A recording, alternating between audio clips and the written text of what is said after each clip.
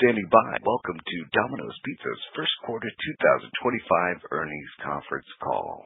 At this time, all participants are in listen-only mode.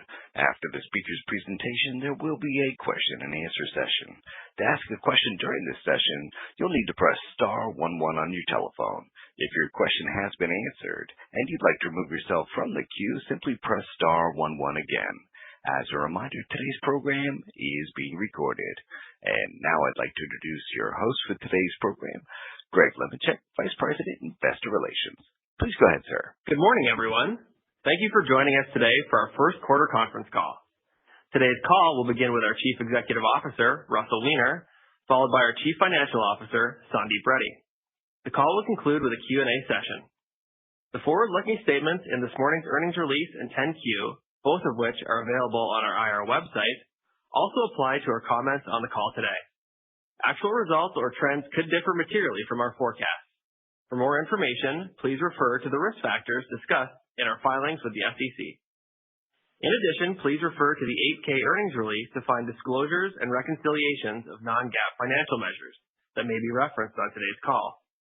This morning's conference call is being webcast and is also being recorded for replay via our website. We want to do our best this morning to accommodate as many of your questions as time permits. As such, we encourage you to ask one question only. And with that, I'd like to turn the call over to Russell. Thanks, Greg, and good morning, everybody. As I reflect on the first quarter, I'm proud of how our team effectively executed our Hungry for More strategy. Against the backdrop of consumer and industry headwinds, we drove market share gains across both our U.S. and international businesses. Sustained market share growth reflects the company's ability to control what's under its control, a key to long-term success.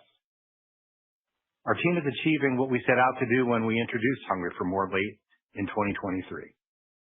When you look at our accomplishments over the last year and a half, with insight into some of the unlocks for the remainder of 2025, you can see how our Hungry for More strategic pillars are working together to set us up to drive more sales, more stores, and more profits over the long term.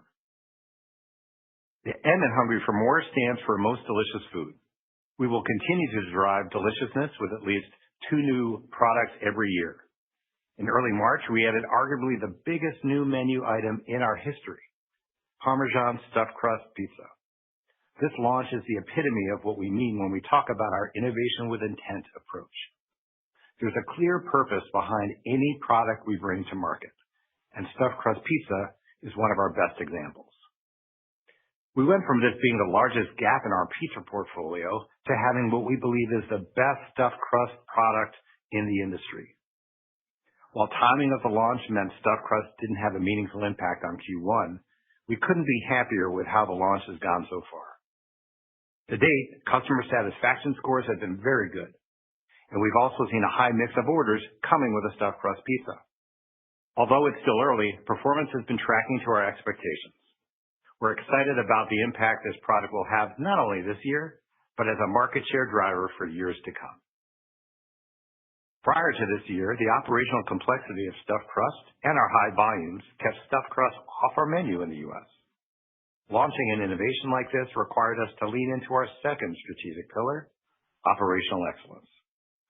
Innovation with intent requires operations with intent. On our Q4 call, I talked about the improvements in our service driven by significant training programs implemented by our operators and franchisees over the last couple of years. These programs work together with improvements in our Domino technology to make Parmesan Stuffed Crust a reality. Domino stores are doing an incredible job executing this product.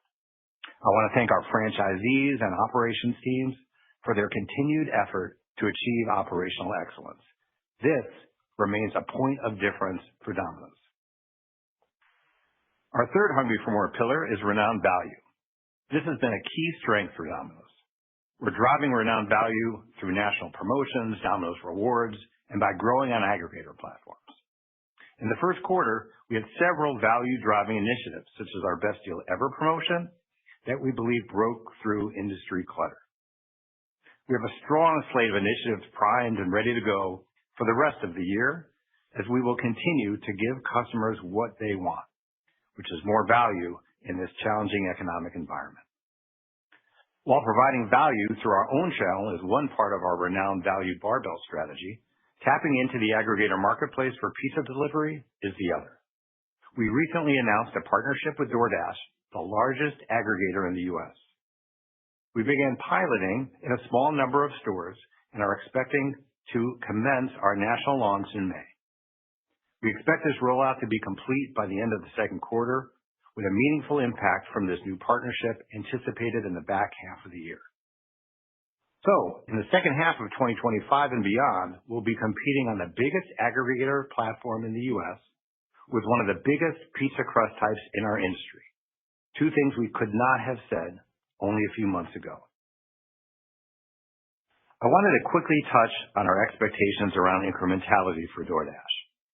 We're going to need to learn and provide updates on this, but our initial expectations are that it will be approximately 50% incremental, and that would be our expectations for aggregators as we move forward now that we're on multiple platforms.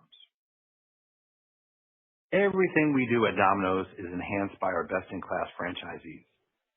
We also see this pillar as our responsibility to be a best-in-class franchisor.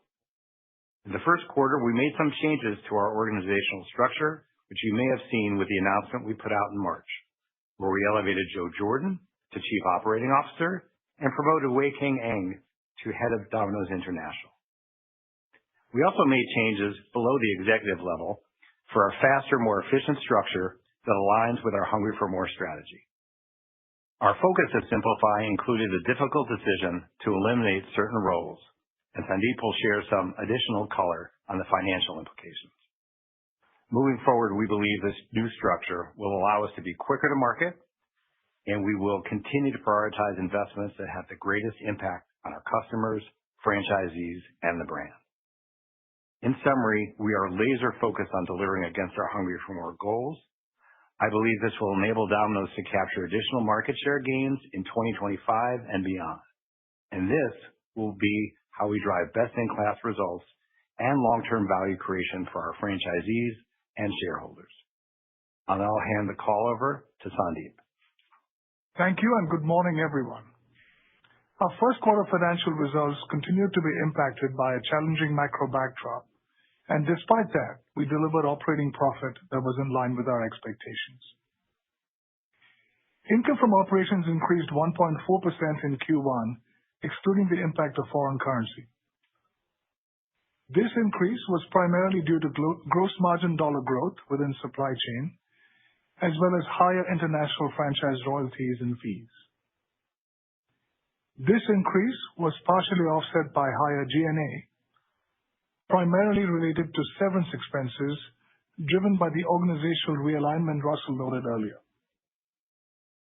Excluding the approximately $5 million impact of these expenses, our income from operations would have increased 3.6%. Excluding the impact of foreign currency, global retail sales grew 4.7% in the first quarter, primarily due to positive international comps and global net store growth compared to a year ago.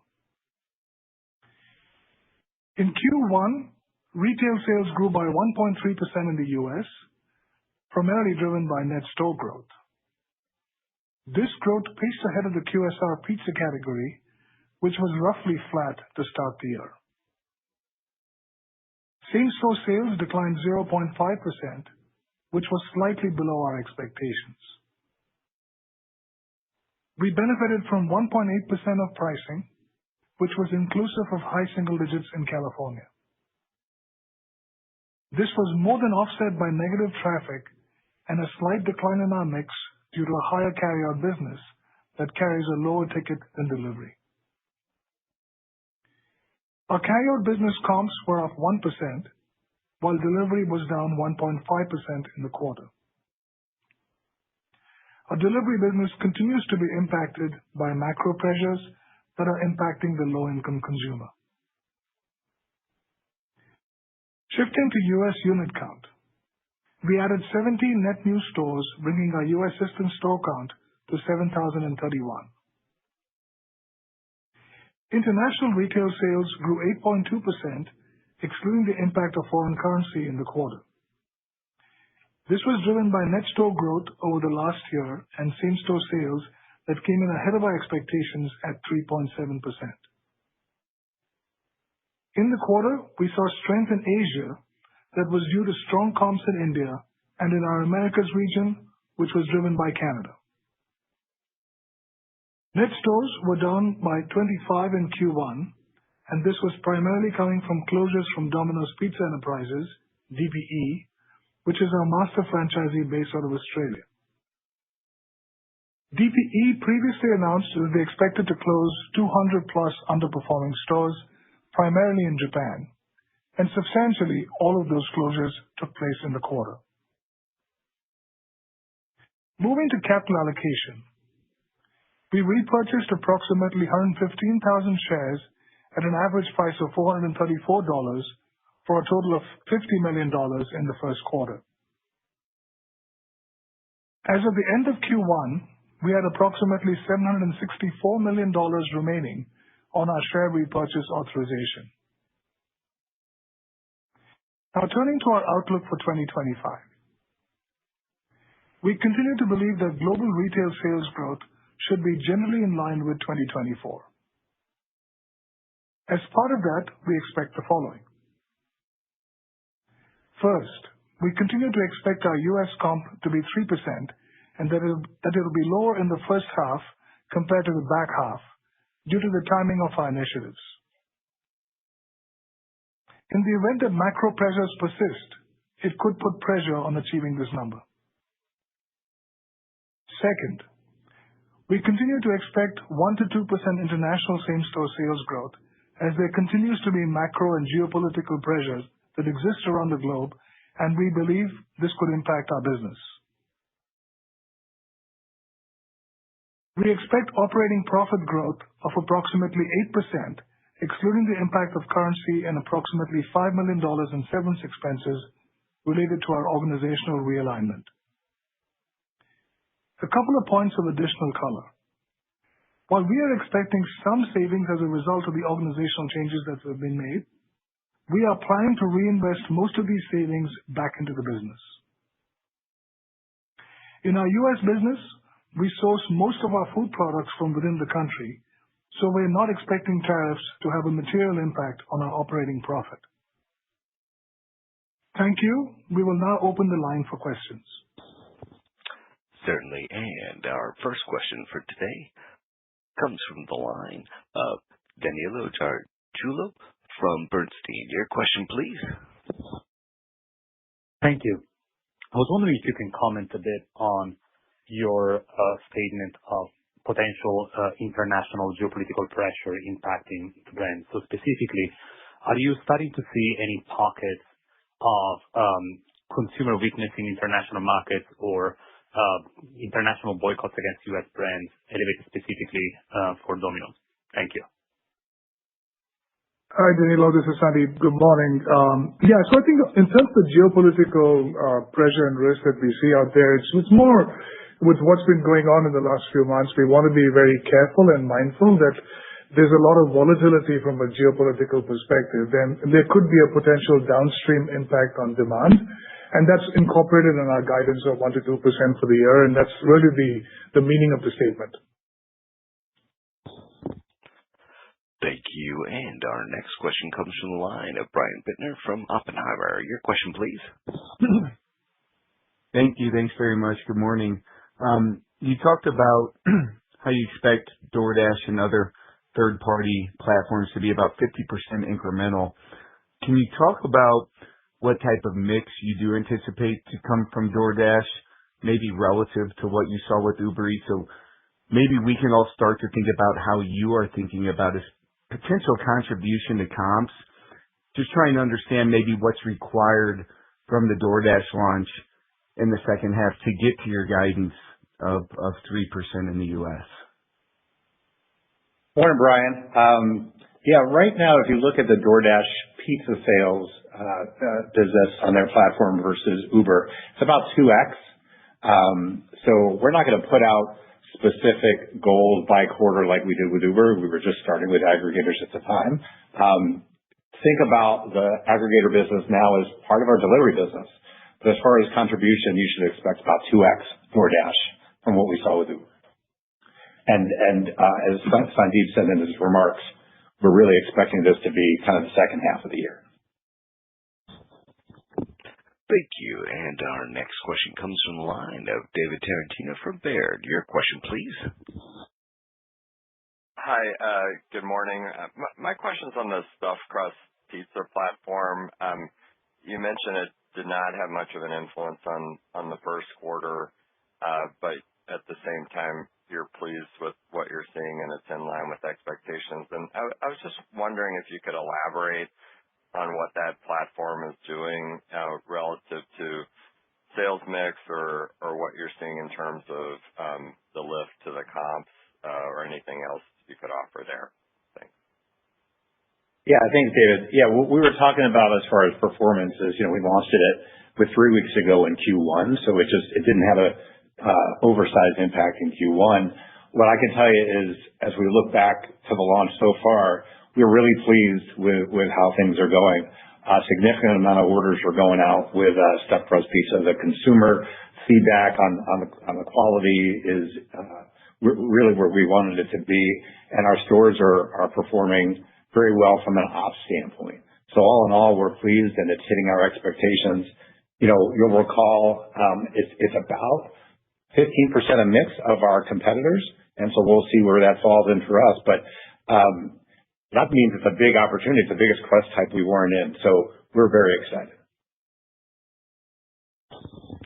Thank you. Our next question comes from the line of David Palmer from Evercore ISI. Your question, please.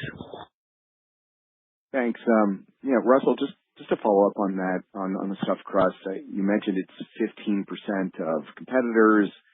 I would imagine you wouldn't be targeting that mix overnight, but sometimes we see new products will even have a honeymoon period where the trial is extremely high. So, I'm wondering, what is your expectation? Any comments about, the mix initially and the incrementality of that mix and how you see that product perhaps evolving on those two scores? Yeah. Thanks, David. We have lawyers on the other end of the table poised to jump in front of me if I give any forward-looking information. But, look, you talked about exactly what we look at with new product launch, especially one of this magnitude, is it's not just going to be the percent of mix. It's going to be the incrementality both in orders and in dollars. And, as soon as we get more information on that and we'll want to look at repeat, we'll be able to give a better sense of what that looks like. I think, for me, what's important about stuffed crust, in addition to how many stuffed crusts we're going to sell, is when you think about our first pillar of most delicious food, it's not just about launching new products. It's about launching products to give a halo to the brand on deliciousness. And I think, what we're going to see from stuffed crust is not only stuffed crust sales, but a nice halo to the brand on the deliciousness pillar. And Dave, I'm just going to go back to, I think, a question that Brian asked earlier on DoorDash and now on stuffed crust. And essentially all of the initiatives that we talked about in the February call, and again, we're talking about them now on this call, all of this is incorporated in terms of our expectations in the 3% guide that we have on same-store sales for the year. And the back-end loaded comps reflect the timing of initiatives. So it's all contemplated and that's there. While we don't want to get into specifics at this time in terms of where we are so far in the second quarter, just know that we know what our assumptions are based on what we see. Thank you. And our next question comes from the line of Dennis Geiger from UBS. Your question, please. Great. Thanks, guys. Sandeep or Russell, I wanted to follow up on the comment, Sandeep, you just made on that U.S. sales outlook and the reiterated 3% comp guide. Specifically, if any additional thoughts on key initiatives to accelerate and help you get there. You touched on stuffed crust and DoorDash, of course, but just anything else on some of the other initiatives as we think about loyalty, maybe another new item coming, promotions, marketing calendar, just how impactful some of that can be and you expect it could be as you work through the year. Thank you. Yeah, thanks, Dennis. Every year we go into the year strategically with the same intent to execute against Hungry for More.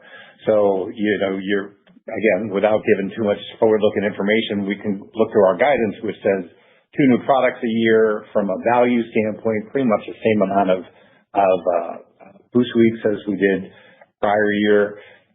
What I get really excited about too is just the value that we're going to be bringing forward, the Renowned Value platform. We talked about this in 23 when we launched Hungry for More, and we felt for a few years, that this was really going to be a platform that was going to be important for all of QSR. And while QSR has been really kind of driven by price, but what I think has been great about our value is that our value creates what I call talk value. It's not just a price point. It's things like carryout tips, it's emergency pizza, things that folks talk about. So I can't get into the initiatives, but I can tell you is the strategy is an open book. And I think if you look at the last couple of years, what you'll see is, we don't tell you the initiatives in advance, but they absolutely fit with the strategy, and that's going to continue. And Dennis, I'll just add, you mentioned loyalty specifically, and look, we've said before, and we've continued to say that it's a multi-year driver. It's been there that way in the past, and we expect it to be that case over here as well. In particular, I think this new loyalty program is structured around the carryout customer, getting light users coming in, and really those are going to be massive frequency builders for us as we go along. Literally last year we grew by 2.5 million active members in our loyalty database, and we continue to see good traction from that. And I think where we expect to see momentum is future sales from those acquired customers who are staying loyal to our brand. Yeah, I think that's important, Sandeep. The first loyalty program we introduced in 2015, we had that around for 7 years, and it was 7 years of really 7.5 years of really nice growth. And then what we did when we updated it, we said, okay, what are the couple of things we need to do to make it even better? We had the price for points kind of lowered, so that really helped with carryout customers with their tickets lower. And we also really pushed to make sure that the program activated against lighter users. So you used to have to buy 6 times, and now you can buy as few as 2 times. So it's important, and I say this because we've done it before, to understand that things like loyalty are really a multi-year driver. Things like the aggregators. Once we're on the aggregator platform, we intend to grow our business on that platform, just like we grew our business outside the platforms. And so it's really important to see, certainly while we're leaning in here, these are drivers that are going to continue for years to come. Thank you. And our next question comes from the line of Peter Saleh from BTIG. Your question, please. Great. Good morning. Thanks for taking the question. I wanted to ask about the domestic unit growth. I think the prior guidance was 175 net stores in 2025. Just in the impact of tariffs on construction costs, can you guys give us a sense on what you're thinking there? And are you seeing any availability issues on some of the critical components that you need for unit development? Just trying to understand the confidence behind the domestic unit growth guidance given the tariff impact. Thanks.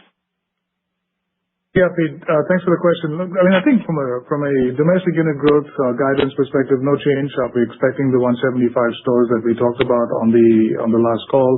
And frankly speaking, the more we actually went through the cycle of earnings in the fourth quarter, it was really apparent that the economics of our franchisees are best in class, and the returns are really compelling for them. And we continue to drive market share, to Russell's point earlier. The pipeline is very robust. The appetite from our franchisees is very good. And I think from a tariff perspective, if there is any impact, it should not be material enough for it to actually impact demand. And so the enthusiasm that the franchisees have to continue to grow the stores is very strong, and we are very supportive of what we need to do to make sure that we harness this growth. Yeah, the pipeline for the U.S. is better than it was at this point last year. So we're very excited about what we've got in front of us. Thank you. And our next question comes from the line of Gregory Francfort from Guggenheim. Your question, please. Hey, thanks for the question. Russell, I'm curious, just on the aggregator platforms you've been on for a little over a year, what are you seeing from customers in terms of either frequency or average check size? I'm just curious how that customer's behaved now with some time versus customers who are coming through your other channels. Thanks. Yeah, I think, the biggest difference to me is more the group size. There's probably a little bit smaller group, maybe a single or one or two customers versus, when folks go to our website, it's probably for a bigger party occasion. So, Greg, I think that probably would be the biggest piece. Obviously, this platform still is, even though they're higher income customers on it, it still is promotionally sensitive. The best deals for customers are still on Domino's.com, but they are promotionally sensitive as well. So I think the biggest thing would be that. Thank you. And our next question comes to the line of Chris O'Cull from Stifel. Your question, please. Yeah, thanks. Good morning. Russell, the U.S. ran the best deal ever, I guess, for a significant number of weeks during the quarter. Just given the strength of that offer, I was hoping you could provide some more context around how it impacted your sales trends and maybe how it performed relative to the segment during the period. Yeah, thanks, Chris. And I'll give you a little background about the name of that best deal ever. The team came in and showed Sandeep and I what the deal was, and our reaction literally was, "Wow, that's the best deal ever." So here you go. That's free naming research there. How we came up with it. I want to talk about the strategy of best deal ever because I don't think we spend enough time doing that. The insight for us is within the QSR industry right now. Obviously, there have been a couple of years of pricing taken, and so what you're seeing with a lot of restaurants is they're dealing it back, but they're dealing it back really. Maybe not necessarily to things that folks want. Maybe you want the big item, but you can get the little item or the side item. So other than the price being really good with Best Deal Ever, it was any crust, any topping, no limitations. And I think that to me, other than just the price point, was a big way of us leaning into customers and saying, we hear what you want. You just don't want something that is low in price. You want something that's fair in price for what you want. And so that was a big deal for us. And I think that's a big category insight. It only ran for a few weeks, and there were obviously headwinds for the remainder of the quarter, so it's kind of hard to break that out. But what I can tell you is I'm really pleased with the performance and the statement that we made by doing it. On top of that, I'm really proud of our franchisees. Because they leaned into this. I mean, the last time there was close to a $10 any offer out there in pizza was a long time ago. And so our franchisees does two things. One, it talks to the confidence they have in the analytics from our team, but also it talks to the profitability they have and their ability to lean in probably when other folks can't. And that we're going to have to sustainably lean in for a while there. And I think this is a great example to prove that our franchisees are up for it. Thank you. And our next question comes from the line of Sara Senatore from Bank of America. Your question, please. Thank you. I wanted to ask, I think, about a comment that Sandeep made with respect to the U.S. outlook and just, that if macro pressure persists, that would have implications for that same-store sales number. I guess I have struggled a little bit with trying to figure out what's happened in the first quarter just because there's been weather and calendar shifts, and I think even something like Valentine's Day would affect you. And so, to the extent that, the guide in, kind of requires an acceleration in comp, I'm just trying to understand what it is that you're seeing in the macro backdrop, if it's softer than it was at the end of last year, and does that require an improvement from here to hit that 3%, and I guess what are you looking at to get that? Because again, some of the macro data actually look pretty, I would say, salutary to me. So any kind of insight into that comment and kind of what the underpinning expectations might be? Yeah, Sarah, I'll start off and then I'll kick it off to Sandeep. I think part of it was just looking at the calendarization we had for the year. And so we knew our initiatives were a little bit kind of back half loaded, and that's part and parcel of it. And then also what we were overlapping in Q1, if you remember last year, in Q1, we were coming in strong with loyalty. We had brought back carryout special for the first time. So a lot of this was really kind of the calendarization of how things were going to fall, and how we think we're going to get to that 3% in the U.S.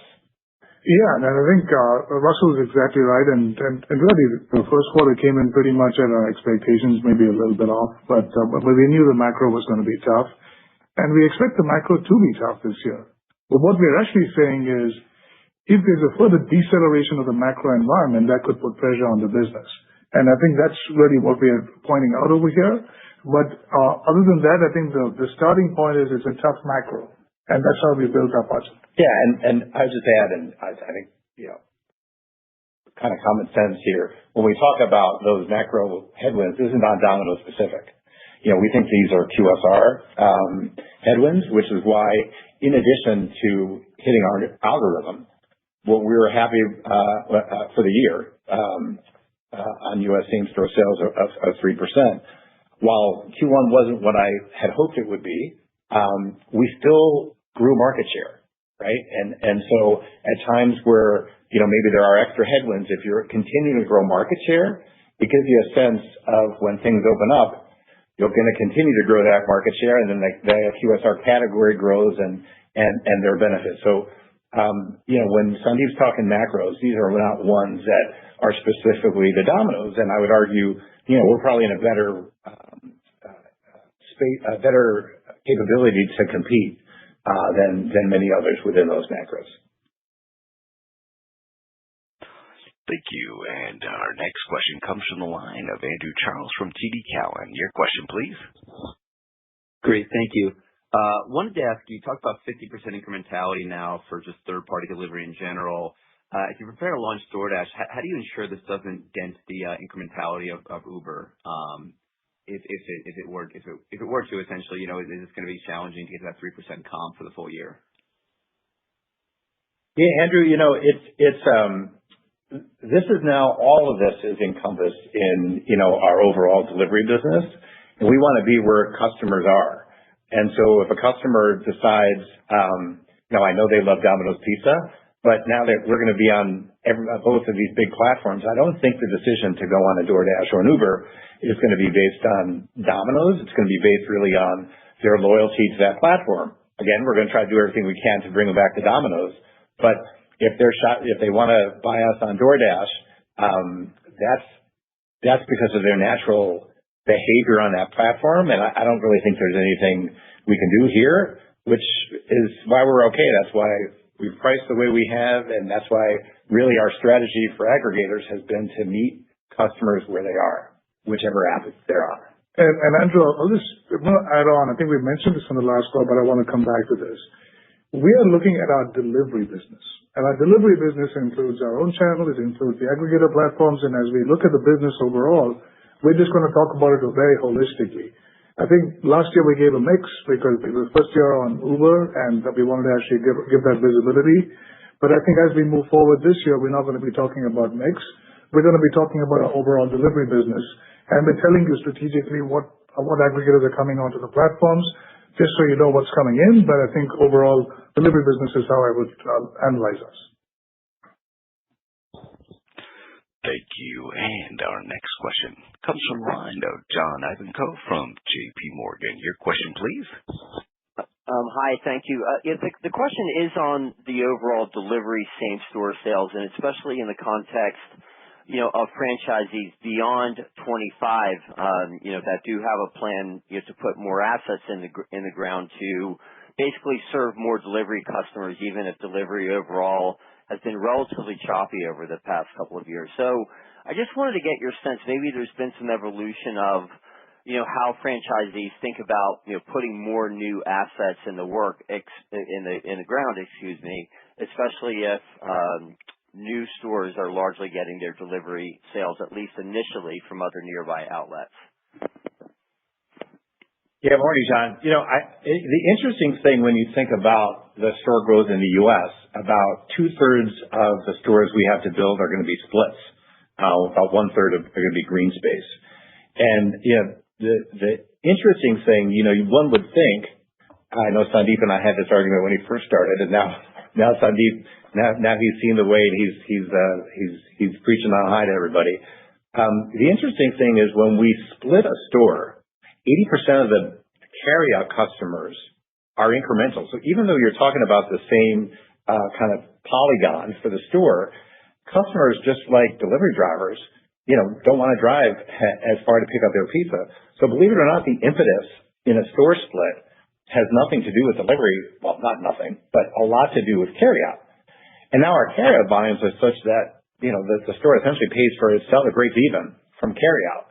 Then is when the delivery business starts to become significant, because what happens is you, just like customers get closer to your store, your delivery drivers get closer to your customers.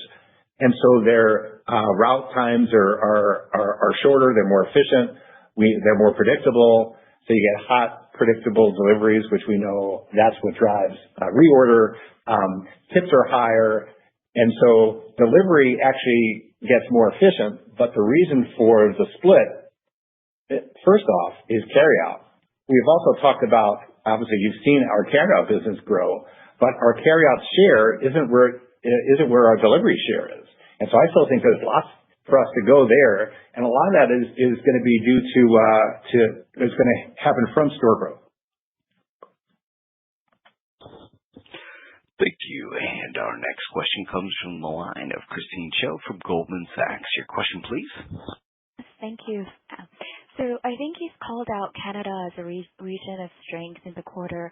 Has that trend sustained throughout the quarter, or have you seen any meaningful shifts through the quarter? And my real question is, with most of DPE plant closures largely behind, and you're seeing some improvement in the international markets in first quarter, do you think there's a room or path to international unit growth re-acceleration in the next few years? Thank you. I'll take the Canada one. I'll have Sandeep talk to the international store algorithm. We're really proud of what they're doing up in Canada now. I think what you're seeing is they've really embraced Hungry for More. Some of the drivers there in the first quarter for them were ones that we're doing, here in the States. Renowned Value, being a big piece of it. Launching with aggregators being a big piece of it.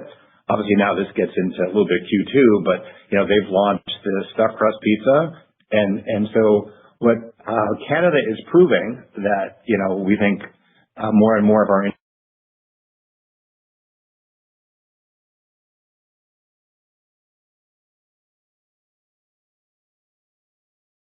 international master franchisees are going to recognize is that Hungry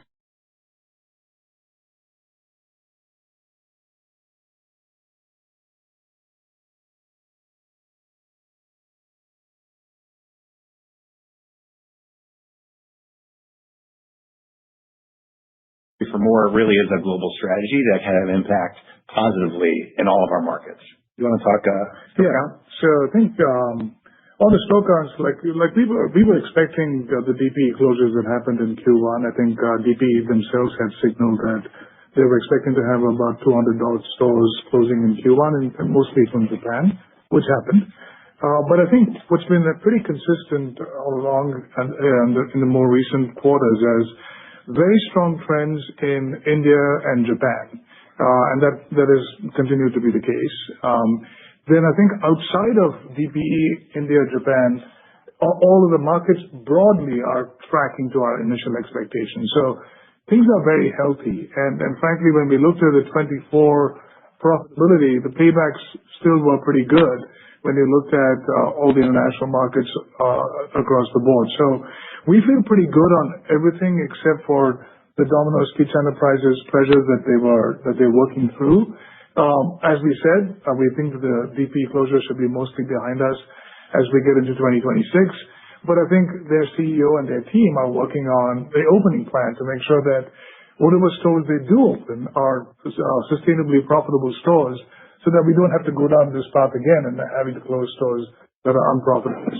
So that's kind of where we are. We're still in the wait and see mode. I think we'll have to get through this year and see how DPE makes updates to their algorithm. Thank you. And our next question comes from the line of Lauren Silberman from Deutsche Bank. Your question, please. Thank you very much. So I just have to clarify, and then I have a question on carryout, but the clarification is on 3P incrementality. Do you expect incrementality of 50% now with your Domino's direct customers, or is the lower incrementality a function of multiple partnerships? And then my actual question is on the carryout comp. So a bit of a deceleration to 1% in the quarter, and I know there's a lot of noise just broadly in the industry.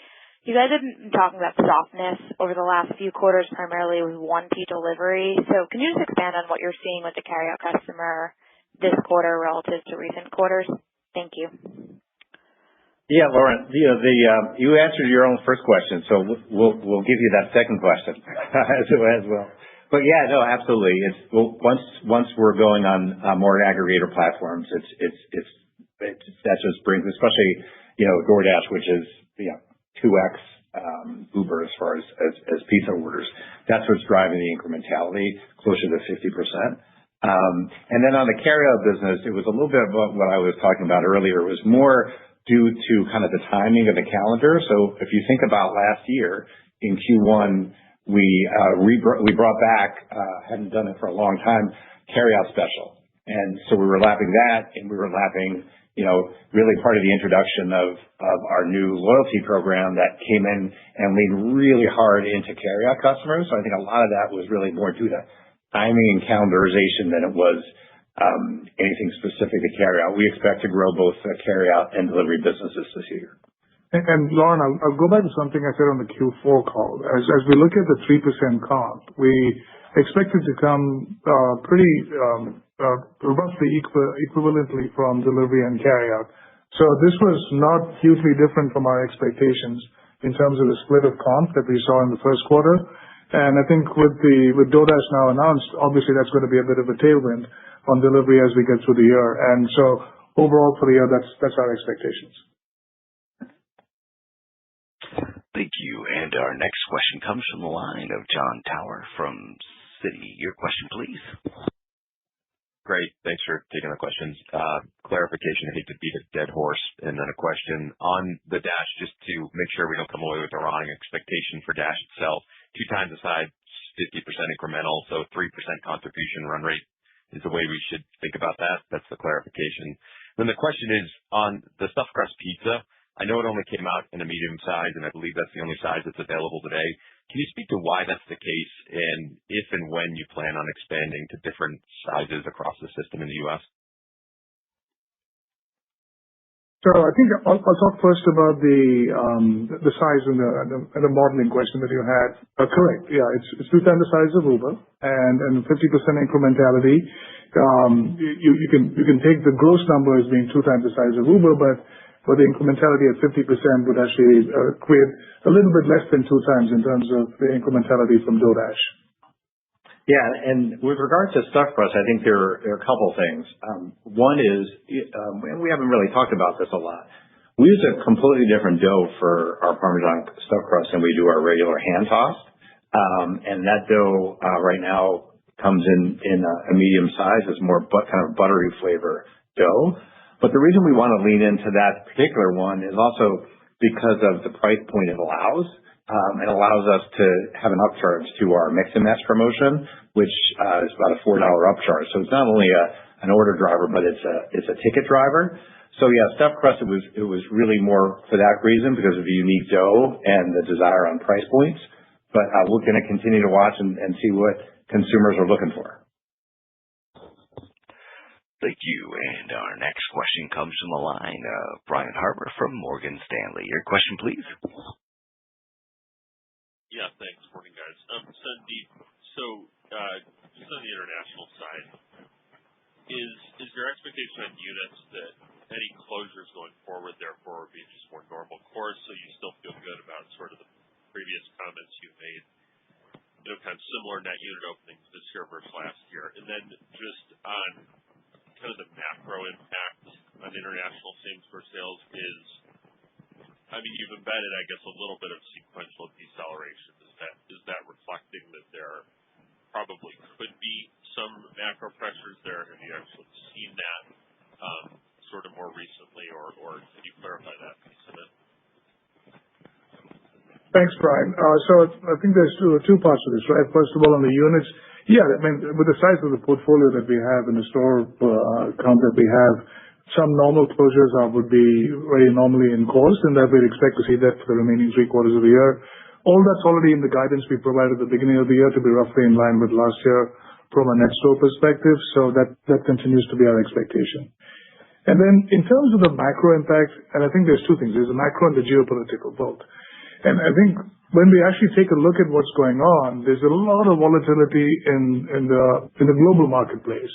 And I think just from a macro and a consumer sentiment perspective, that can have an impact on consumer demand. And I think in addition to that, there's also the geopolitical volatility that's ongoing around the tariff conversation that's happening right now. So I think when you take it all into consideration, all of that's incorporated in the 1 to 2% expectation that we have for the year. And obviously that bakes in some level of sequential deceleration relative to the first quarter that we just experienced.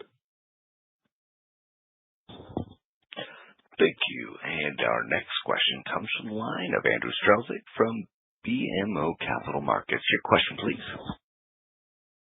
Hey, good morning. Thanks for taking the question. You talked about reinvesting some of the savings from the restructuring. Where is that reinvestment going? What are you prioritizing in terms of the reinvestment? And if you're able to quantify it, that would be helpful as well. Thanks. Andrew, yeah, I think to us, I think I've talked about the areas of the P&L that we've been consistently investing in since the time we talked about it at Investor Day. And it's really consumer technology, store technology, capacity investments. And we continue to focus on making sure that we're making investments in those areas to drive the business in the future. So that's really what I would actually give you. We're not going to get into specifics in terms of the amount of savings reinvested and that I think it's all incorporated effectively in the guide of profit growth that we gave you, both in terms of this year, and there's no change in expectations to the 8% profit guide that we provided last time as well for 2026. Thank you. And our next question comes from the line of Jeffrey Farmer from Gordon Haskett. Your question, please. Yeah, good morning and thanks. I'm just curious what your exposure to both the lower income and Hispanic customer demographic is in the U.S. and I guess more specifically, if you could share anything about the relative same-store sales performance of those demographics, again, specifically lower income and Hispanic in the most recent quarter. Yeah, Jeffrey, the lower income customer is not just a Domino's customer, it's a pizza customer, it's a QSR customer. So it's something that's, I think a big part of this category. When we look, I think specifically in our 1P business, how they're being affected is not really necessarily them leaving Domino's to go to another brand or leaving Domino's in general. It just may be an occasion here or there, and what ends up happening, and it's kind of similar for the consumer breakouts you talked about, they'll be eating at home, which really just maybe gets me to a bigger point that I just want to make sure I make with everyone today, which is I believe significantly, and we believe this starting in 23 when we launched Hungry for More, that the QSR business over the near term is going to be pressured into offering sustained value because that's what customers are looking for. And that's a pressure I don't worry about. I think our franchisees say, bring it on. We want to be the ones to offer that value for customers because we are set up to do that. We've got a bigger kind of supply chain purchasing ability than anyone in pizza, which allows us to give our franchisees, who can then give customers really good value. Secondly, when you have low prices, you want to drive a lot of volume. How do you do that? You do that with advertising. We've got a $500 million plus advertising budget that nobody else has. And then we also have franchisees with best-in-class economics that can see this through over the long term.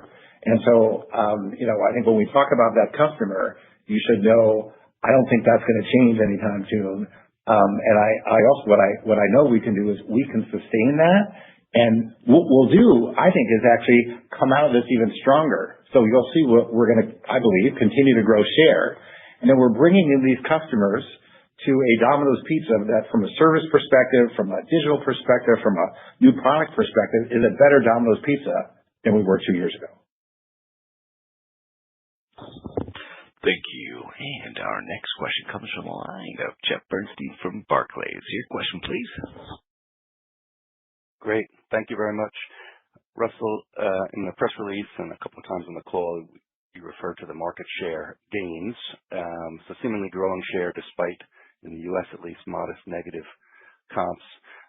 I would think that demonstrates perhaps ongoing, maybe pizza category fatigue that you've talked about in the past impacting the entire category. And I guess that's compounded by more challenging macro. So I'm just wondering how you see the category in terms of whether that fatigue persists or whether now it's more just a challenging macro. And as you just mentioned, if you're able to still grow market share gains in coming quarters and years, despite at least near-term negative comps, seemingly that's all unit growth led. So, and I think Sandeep reiterated the unit growth guidance for U.S. and international for this year, but was just confirming. Thank you.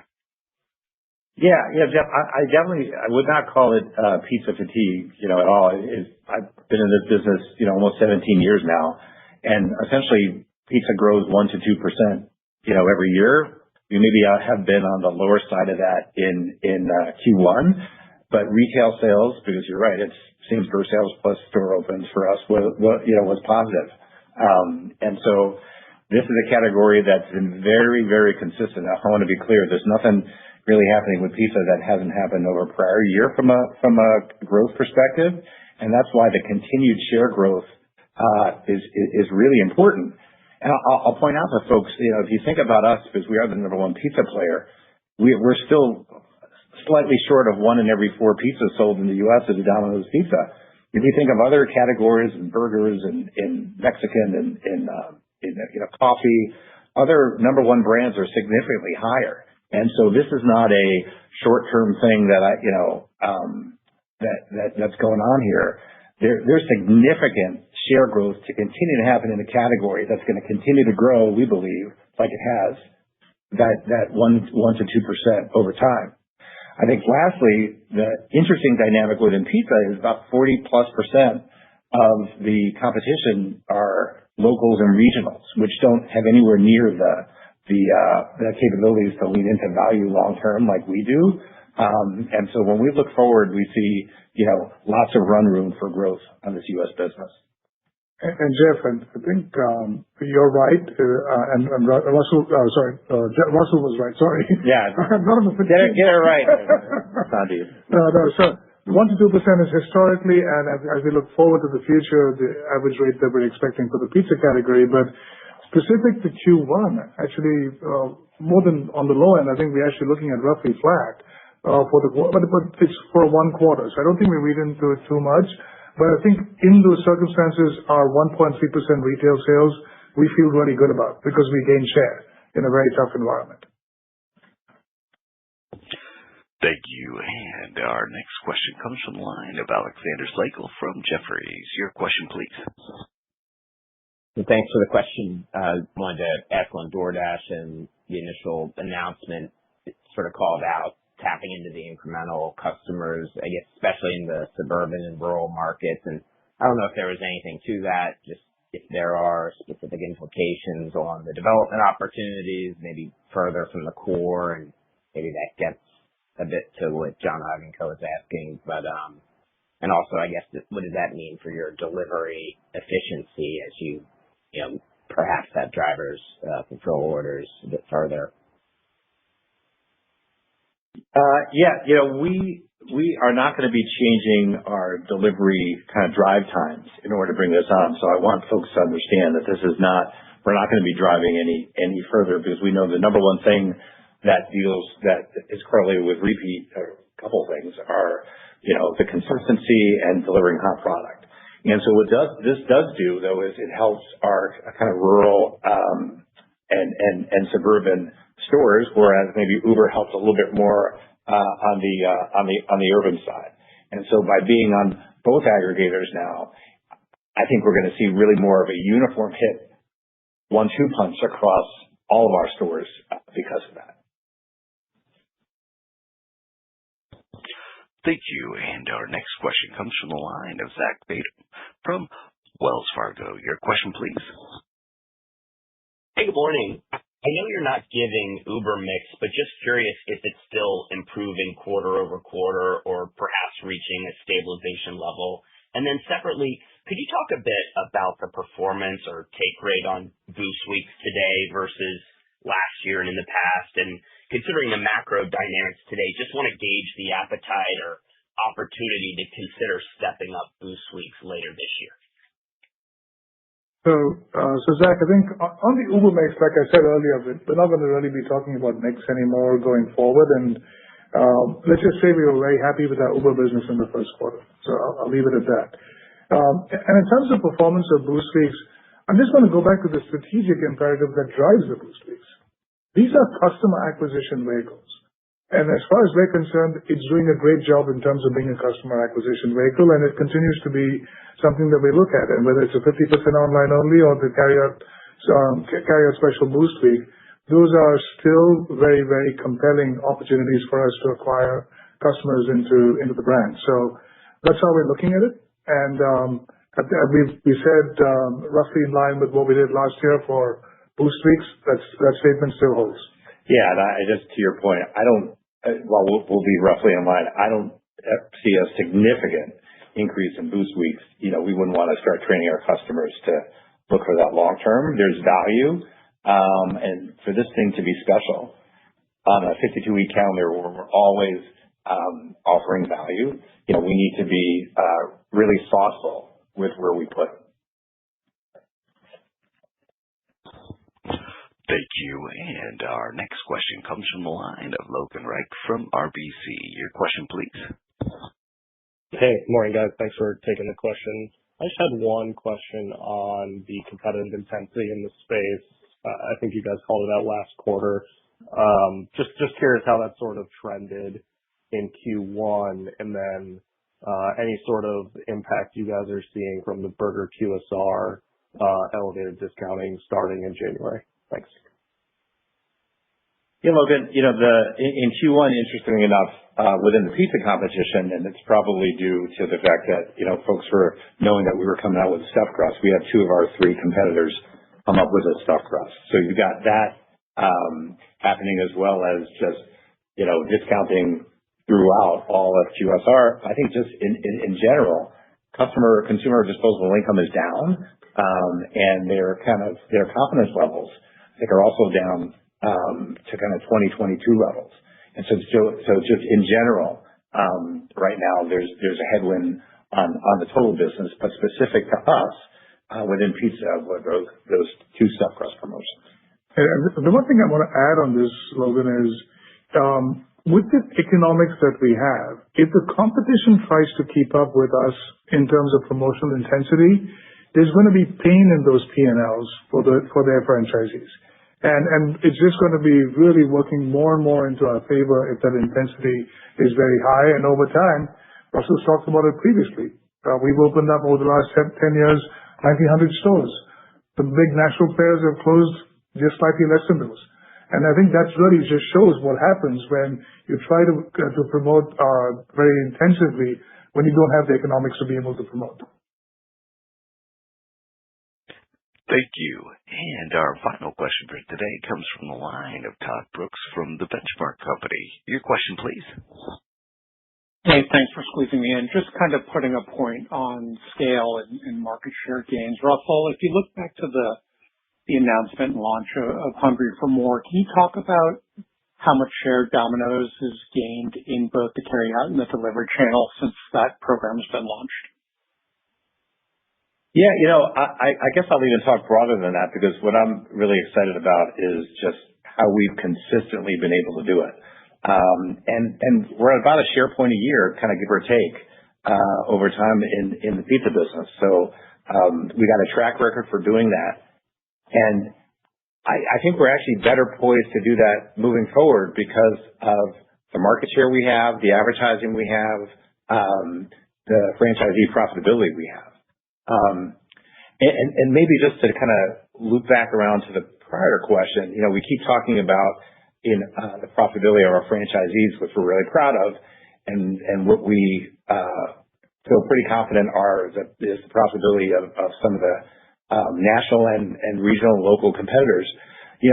I'd have folks maybe look at the AUVs, which are, something that you can calculate. And just that will give you a sense of what we're talking about. So even if there are profitability numbers for competition, if you look at the AUVs of the Domino's, which has more stores than any other concept, it will give you a sense of what Sandeep was talking about. Meaning, if folks are going to compete with us with less volume going through what is substantially, a similarly outlet cost to kind of keep up, rent, all that kind of stuff, it's going to be very, very difficult. Thank you, Todd. That was our last question of the call. I want to thank you all for joining our call today, and we look forward to speaking to you all again soon. You may now disconnect. Thank you, ladies and gentlemen, for your participation in today's conference. This does conclude the program. You may now disconnect. Good day.